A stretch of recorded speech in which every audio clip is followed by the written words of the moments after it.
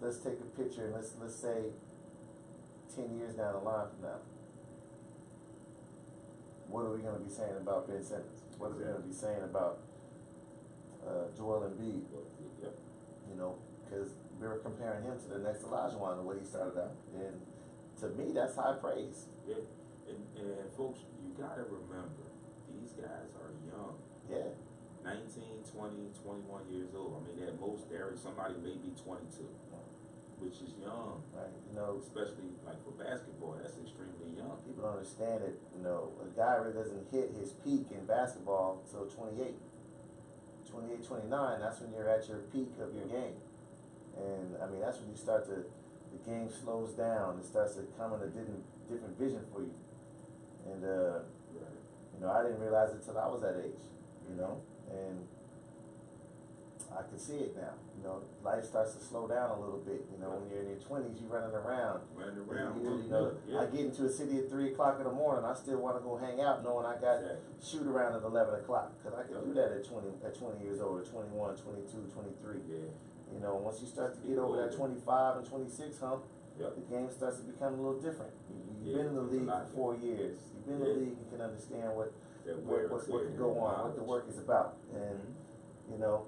So you can't judge these young men right now. You got to judge them 4 or 5 years from now. Yep. Yeah, that's true. Now, speaking of the Sixers, still got a lot of talk. Okay. Rookie of the year.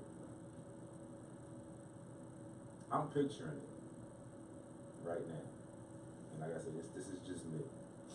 I've been following. I've been following who the NBA has put in the top rankings as far as that award, Rookie of the Year. I think Dario is playing extremely well. I think another part of the reason Noel was traded is the development of Sarge. I just don't think that the Sixers thought he would be this good this fast. I think they envisioned it. I just don't, you know, when you're log jammed at the center and forward position, it's kind of tough to you know, at the beginning stages there, you know, you can see flashes of what Dario could do, and you know, it's tough when you're only playing like 10 minutes a game, 15 minutes a game. You can see a little bit of it, but you can't see his full range of what he could do. Now he's getting over 20-something minutes a game, 20, 30 minutes a game. You can start to see, oh, this kid can play. He's got something there. We also gotta remember Dario's been a professional for a long time. For a long time. He might be a young man at 21, I think he is, or might even be 20. But he's been a professional since he was 16. Yep. So he's been playing against grown men. He's got a feel for the basketball game. Yes. You know, he's not in college. He's playing professional. He was getting a paycheck. Yep. You know, he was getting cash to play basketball. And you know, he's learned. He's got, you know, and European style of basketball is a lot different than it is over in the States. But you know, he's a very skilled, savvy offensive player. Does he have to learn about defense? Absolutely. It's a lot different. It's a lot more, again, pace and space. Yep. You know, the speed of the game. You know, it's definitely different for him. But I mean, can he win the Rookie of the Year? Or should he win the Rookie of the Year? You know, the second half of the season has definitely been his. Yeah. You know, I think the first half belonged to, you know, Embiid for 30 games, but you can't give a guy, I don't think you should give a guy, you know, Rookie of the Year for only being 30 games in. Unfortunately for this class, you haven't really seen, with Ben being hurt, Brandon not playing to his potential in LA. Then you've got the kid from Milwaukee, another UVA grad, who's playing pretty well for them. Yeah, Brogdon. I think he's the front runner with Sarge. Right. Then you had Chris Dunn in that mix, who is now starting to get playing time. But Ricky Rubio's having an amazing season right now, which is tough. It's tough. I mean, you gotta understand. I mean, there's 32 teams. I'm pretty sure 32 teams. It might 32 teams, but each of these guys each team has 12 players, maybe a couple guys on a, an injured reserve, and they're all around the same age. Yep. In college basketball, guys are going to college, one and dones. They're coming in the league. There's a log jam at these positions. There's a log jam. So now you've got guys, like you talked about Rubio and Chris Dunn, which is great because everybody's thinking Chris Dunn's going to come in there and take Rubio's spot. Rubio's professional. He understands that if I don't have a good year, then a professional. Yeah, somebody's going to come in and take my job. And it's tough. It's not easy. It really is not easy. People. One thing I hate is hearing people tell me they don't like watching the NBA or it's not a good product. And I'm like, well, what are you talking about? Right. You got to understand this game. Or they're blowing a team out by 20, and I guarantee you, it's tough when you can blow a team out by 20, but that team might be coming off a back-to-back. They could be in Chicago one night, got to fly all the way to New Orleans that night to go play the game. Could have some injuries. And could have some injuries. And you're not going to make every shot. It's not going to be your night. And as opposed to not being there. Not every game's going to be great. Exactly. But these guys are professionals, man. And you got guys coming in on your back when they draft, and they drafting a point guard. And there's already a point guard who's been there for 3 years. He's been the starting point guard. That guy's gonna come in to work with a different chip. Yep. And these guys gotta understand that. People gotta understand that. It goes back to how these guys start to mature. How these guys are coming in younger and younger, don't know the game, but they have the athleticism. They've got the product. They might spend a few games down in the development league. Right. And then come back up.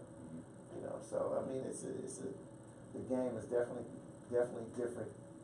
And if you're a fan of basketball, you can't never say that you don't like watching the NBA. Yeah, you shouldn't. You should. Now, I mean, the only difference with me with that is I just like good basketball. Yeah. And I tell people all the time, I say, yeah, I just love good basketball. So if I'm watching a game and it's totally one-sided, I'm going to eventually shy away from it. It's like I'm not going to just not totally not watch it. Mm-hmm. I'm going to shy away from it because it's getting to the stage of where it is in the blowout. So again, folks, great conversation with Mr. Clark, and I'm going to hit him with one more thing before we go. and this is a good one. All right. And I think it's perfectly fitting for you being here as far as being a trainer. What are your thoughts?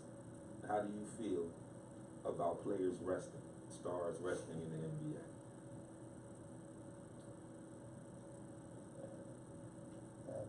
It's definitely, again, we'll go back to this being a different game. I grew up in an era where you didn't rest. I remember being a young kid. I'm gonna just bring this story out real quick. Growing up in the Bay Area and catching the public transportation, getting out of school early to go watch Michael Jordan play because he only came into town once. Okay. And happened to be I get to the game. It was the second year in the league, 1985.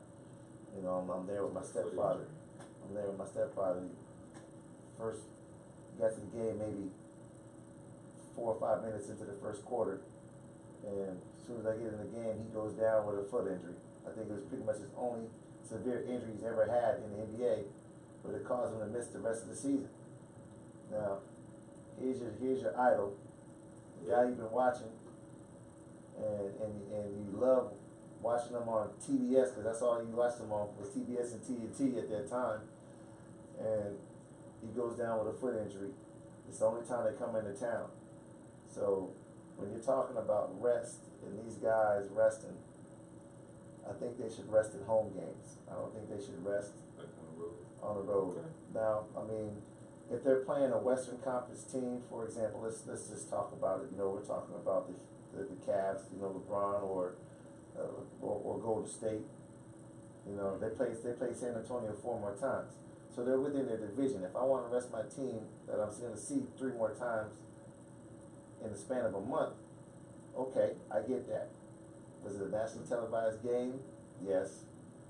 Did that hurt did that hurt the ratings? Yes. But they're gonna see that team 3 more times in the next month, the next 3 weeks. Right, and we still So, have a goal. Yeah, Ratings so are I ratings, get that part. We still have a goal. But if their Gold State goes out and we're coming to Philadelphia Mhm. and KD and Steph Curry wasn't playing, I'd be a little upset. Because that's the only time that I get to see these guys play in person. Okay. And, you know, I get that part, you know. Like LeBron and Kyrie and Kevin sat out and played the Clippers on Friday, on Saturday night. They rested, but they played yesterday against the Lakers, you know.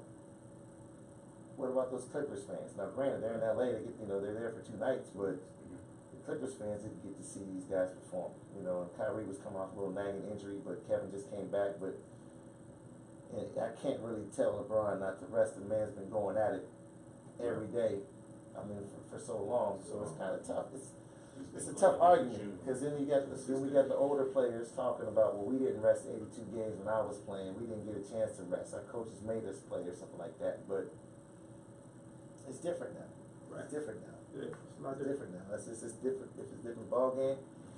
But you also have to think about, you know, I was talking with one of my favorite coaches, man, Coach Paul Romantic out of Archbishop Carroll, who I had the pleasure of working with this past year.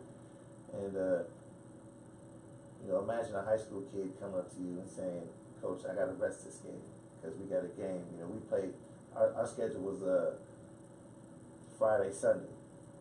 So we played a game Friday night and then went ahead and played an afternoon game on Sunday, you know, for the Catholic League.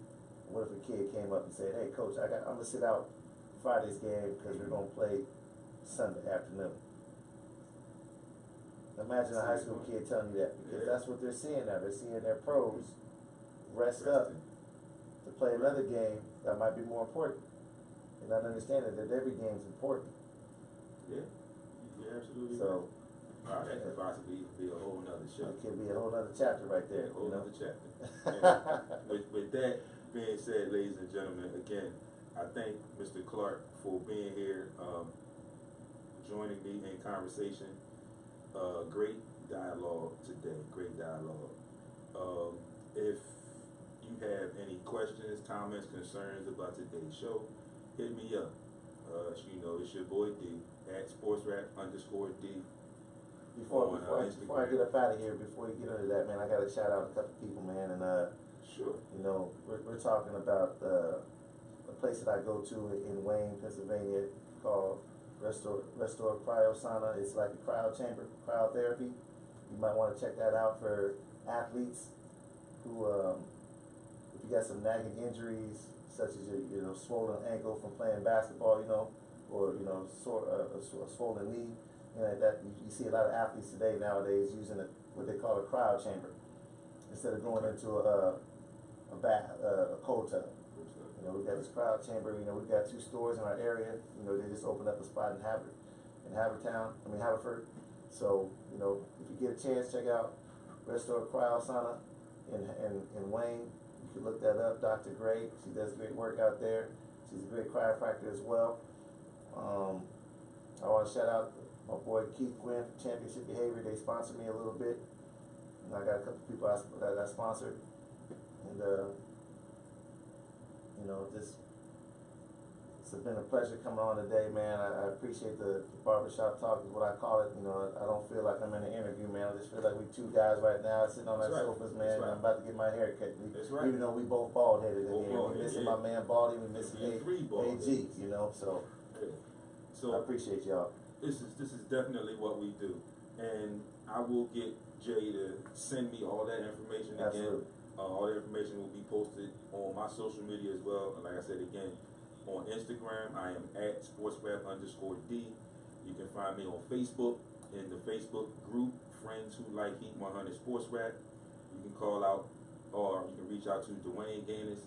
And more importantly, you can reach out to any of us who are on the show. Myself, the Mrs. Obaldi, at our show email at sportsrap@yahoo.com. Again, that's sportsrap@yahoo.com. Send us comments, questions, anything you need.